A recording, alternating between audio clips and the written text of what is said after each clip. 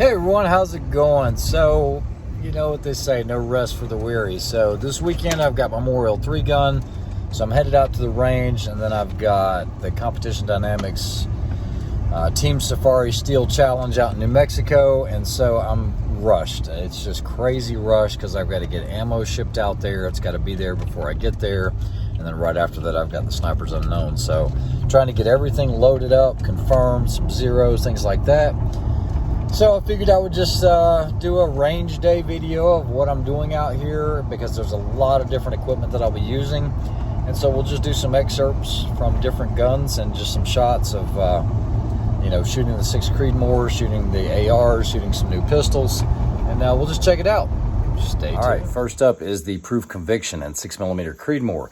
The only difference is we've added the Area 419 Maverick and a Wilcox Raptor up on the top of it. So I'm gonna let you guys take a look at that because you haven't seen this up close. All right, so starting at the back, what we've done is we've replaced this with a titanium screw instead of the normal steel one, save a little bit more weight. Not that it matters, kind of cool though. And then we have the spur mount on the Nightforce 7-35 with ATAC-R. This is the Raptor perch, and we have the Wilcox Raptor on here.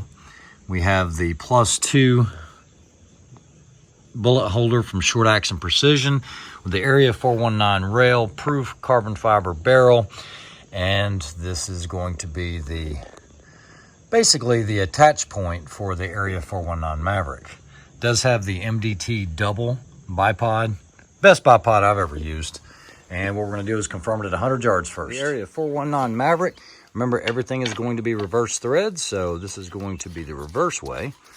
Makes it really nice actually. I've already got everything where it's going to be timed straight up and down. I'm pretty close to it. I don't doing a video, but we're going to go ahead and get it zeroed at 100 yards. I've got some 115 grain burgers loaded up and 6 Creedmoor using Lapua brass, using 41.2 grains of H4350. Guys, run out length is extremely important on these, okay? So whenever you're loading one up, you definitely want to take that final load that you've got and then work on different seating depths, because it will make a huge difference. So let's see what we've got. Let's go ahead and put it on paper at 100 yards.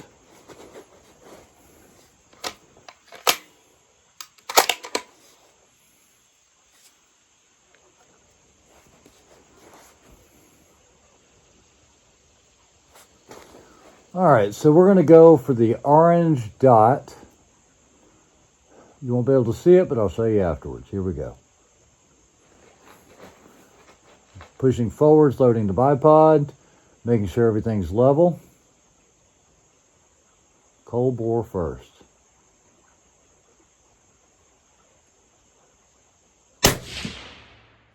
Okay, so it's about 1 inch high. But it was a clean cold barrel.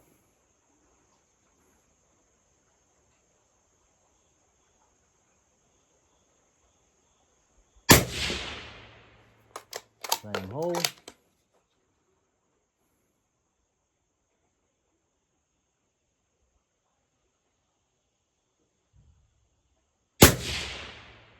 Okay, so not bad at all. It's a good group, good enough. It's a little high though, so based on what I'm seeing, I'm about 2/10 high. So I'm going to come down 2/10. And that should put us on the go. All right, so the next thing I'm doing is I turned on the Kestrel. I went on the profile of this for the 115 grain bullet. I put the environmental update to live. And you're going to see a lot of people spinning these, and what we're trying to do is get the ambient conditions through here. And once I do that, I'm just one of those, I like to put it on lock. So what I did was I took a reading and I put it on lock. You guys can see that right there. So now it's not going to change for the time that I'm doing this. What I'm going to do now is I'm going to go to the range card based on this, and at 700 yards, it's telling me that I should be holding 3.71 mils. 3.71 mils. So you guys saw what I just did as far as just getting it on the target. So what I'm going to do is I'm going to load 1 round, Safety's on. I'm going to go to 3.7 mils.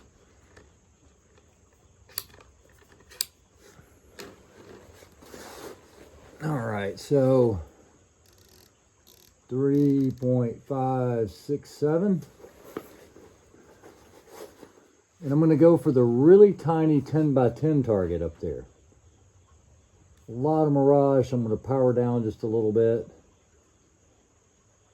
The wind's moving a little bit right to left. Either way, I'm level. I'm on it.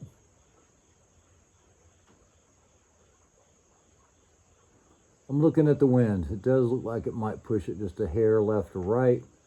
So I'm going to hold dead center. Here we go.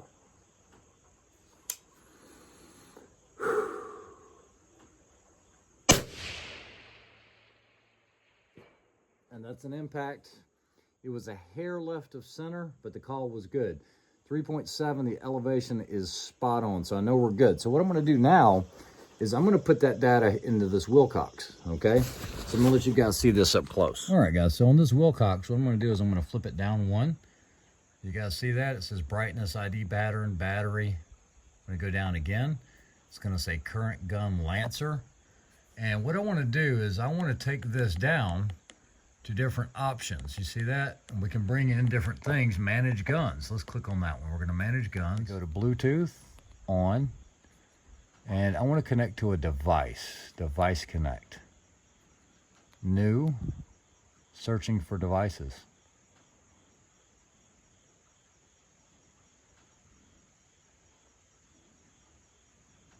Raptor. Let's choose that. Device connected. You guys see that right there? So now that we're connected, what I want to do is I want to exit and I'm going to go back. Receiving 6 guns. Now I'm going to go through and delete a lot of these guns because I don't need them in here and I don't need stuff messing with me, okay? So now if I were to, you have to dial this back to 0, okay? Doesn't work otherwise. This is built on holdover, so that's what it's trying to do. So what we're going to do is I'm going to put this on the 700-yard target. And when I put it on the 700-yard target, I'm going to attempt to get a range. All right, guys, so now that I have everything synced together, you see I can have my tether cord here. It goes up and around and over. And I have this right here. Now, this would be for the visible or IR laser. This is going to be for ranging, okay? And I can scroll through the menu here. This is exactly the same as the pad up top.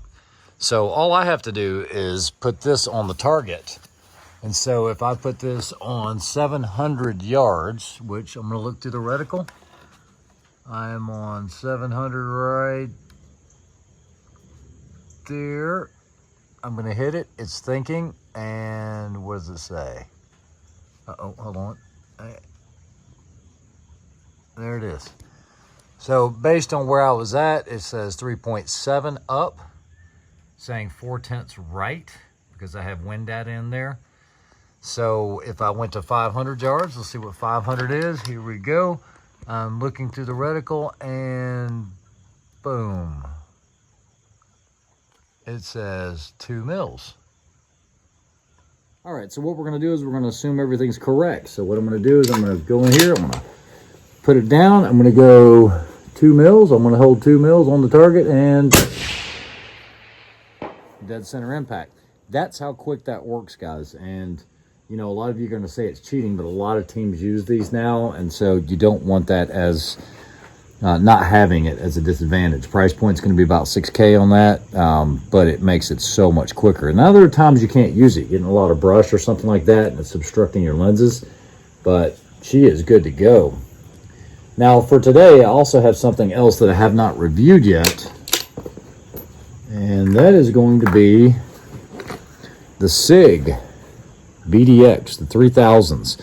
I was able to purchase this clamp from Really Right Stuff. This will go around multiple binoculars, and it really works well because I can just put it on the target, hold it on there, and with the data that's in here, it's telling me I'm 4 degrees. And if I had this paired up with my Kestrel, it would tell me what my hold was just by pressing it. So I will review these at some point. Very simple. It's pretty clear glass, and you can get these for a little under $1,000. So nice piece of kit here. All right, next up is a Knight's Armament SR-15, the Stoner rifle. It's the Mod 2. It does have an L-can, 1.5 to 6 with a BDC. Very, very clear glass. Has the ATC trigger on here, and this I actually sold, and so I'm getting this zeroed in. I just put the handguard on here. I have a lot of people ask about this thing right here. It's called a BT Silo, okay, and Atlas used to make these. It's part of the same company, and what I did was I just moved it to a better location, and then what I'm going to do is I'm going to take this little screw right here, and I'm going to go ahead and just permanently affix that thing in there so it can't move, can't go anywhere. Just like this, gives me a nice hand stop. And go ahead and take my Borka toolkit, and I'm going to go ahead and tighten that bad boy down. All right, so that's it, just like that. All right, so on these L-cans, you can't really go in between. You're either at 1.5 or you're at 6. It's one or the other, okay? So I'm going to go ahead and put it on 6 power because I'm going to verify. All right, guys, so you know how I told you I hated these chamber flags? Well, the problem you're going to have with these things is if they get in the lug wrong, you can't remove it, okay? So, I mean, no matter what I do here, if I just pull, I'm just going to rip the end of it off. I've got an open bolt. I've seen this time and time again in a match. Don't use these. These are pieces of crap. These are made by Shooters Connection. Not knocking on them, but this is a piece of junk, okay? It locks up in there. So what I'm going to do is, in my Borka kit, I actually have an emergency barrel obstruction rod. It is coated. Let's see if we can get that going. So good so far. Let's go ahead and get this next one dialed in. All right, so this next one is a pistol. It has a Santan upper and lower matched receiver set. Has the Holosun HS510C with SLR Rifle Works handguard. It is a pistol length, has a 10-inch ballistic advantage barrel. It's in 5.56, adjustable gas block with a Surefire comp on here. I think this is going to be a pretty cool setup. We're just going to throw a 50-yard zero on it and see how it does. As far as shooting goes, I try to keep things simple, try not to read too much into it, and make things that are reliable. Now, on a lot of matches, I can only shoot an iron sight, but on some matches, you can shoot a dot. And a dot, I believe, does help you on the longer range shots. Let's say it steals at 50 and 60 plus yards. So why wouldn't I want to run it, as long as they allow it? So on the Snipers Unknown, you can run a dot. They don't really care, but I can't run one at the CD match. So on the CD match, I'll just run the Akai, no big deal. But I do have some pistols I'm going to get zeroed in using the new Aimpoint Acro. All right, so being more of a problem solver than a problem maker, this is a Glock 34, the Aimpoint Acro on here. Some people have dubbed it the mailbox, but it has an external battery compartment.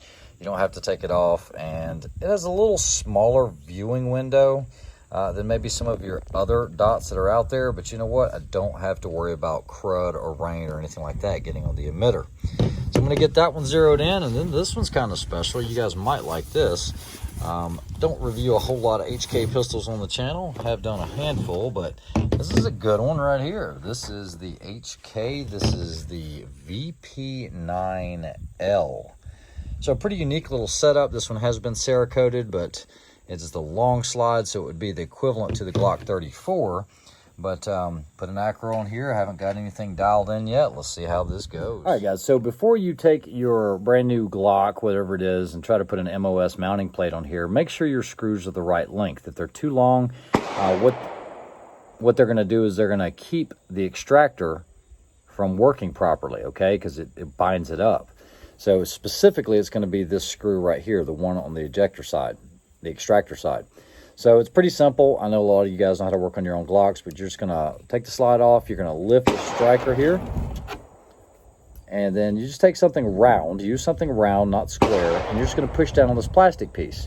And when you push down on that plastic piece, that's going to allow you to take the back cover off. So what I'm going to do is push down, take the back cover off, and it just slides off. Once you do that, now you should be able to see the striker. The striker should move freely. Okay, no issues there. And then you also need to take this little plunger here, and this plunger needs to be able to move freely in and out of the gun. If it's binding at all, then you have an issue with that long screw. This one moves in without any issues, so we are good to go.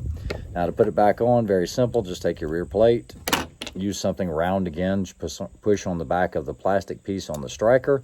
That'll get that up almost all the way. And then what we're going to do is just push on this, and now we can slide that in and it locks into place. So now we're good on that. Now what we're going to do is always make sure you Loctite these, because they do have a way of working themselves loose. This is the mounting plate for the Aimpoint Acro for the Glock 34. So what I'm going to do is I'm going to take the Acro, I'm going to put it on here. Optics is moving forwards and rearwards. If there's any slop, always push everything forwards, because the slide is going to try to recoil to the rear. And we're just going to snug this up. That's good enough right there.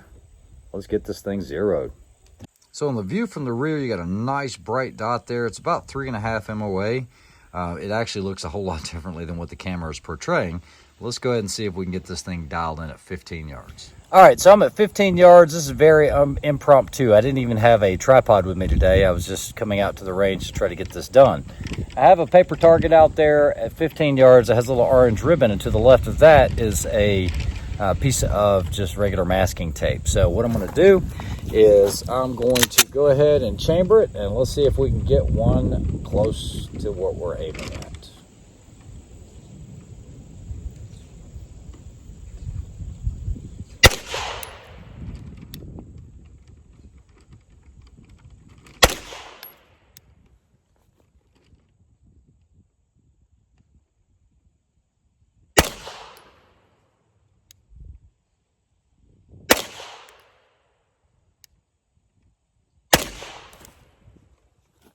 Okay, so good enough. It actually looks pretty decent. I can tell you, it does not like this 147 grain ammo out of this Glock 34. These were some hand loads from a long time ago. So we'll go up here and look at the group. It is horrible at 15 yards. What we'll do is we'll put some 115s in here and see if it does any better. All right, so there it is. There's 5 shots. Horrible group at 15 yards. But I think changing the ammo up will change that up. Let's go switch to some 115s.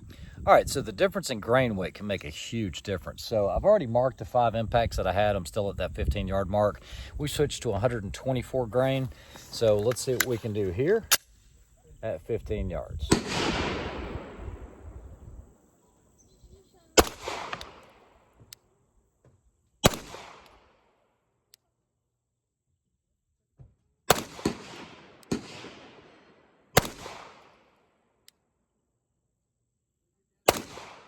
So look at the difference there with the ones that have little dots, or the little pin marks on it.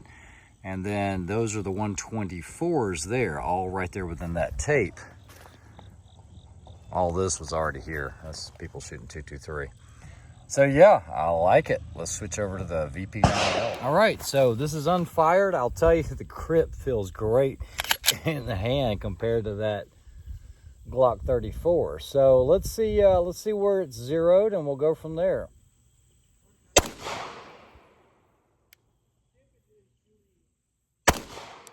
Okay, so she's shooting a little bit to the right. It's a tight group, but I need to shift it left. All right, so I shifted it left about 4 clicks. I've only got 2 impacts up there. Let's see if this does the trick.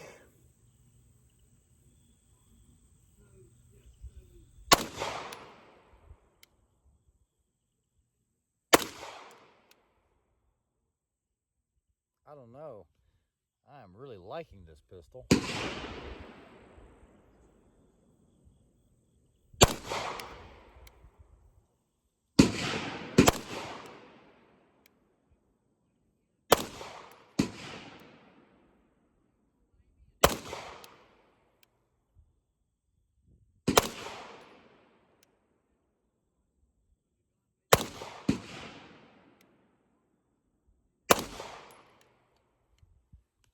Let's go check that out.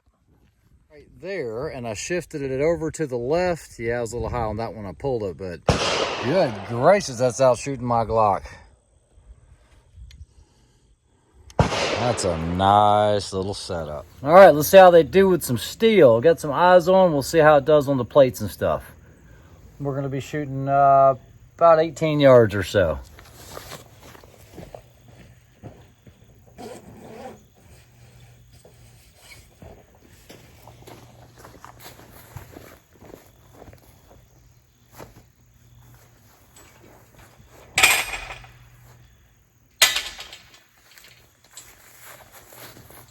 All right, Glock first.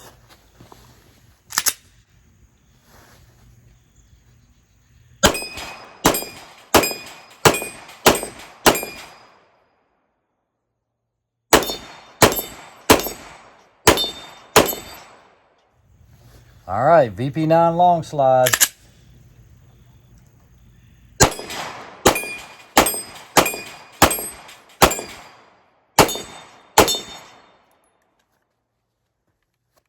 One for one as well. Guys, man, I tell you what, I really like this pistol. I didn't know if I was going to like it. I think I like it better than the Glock 34.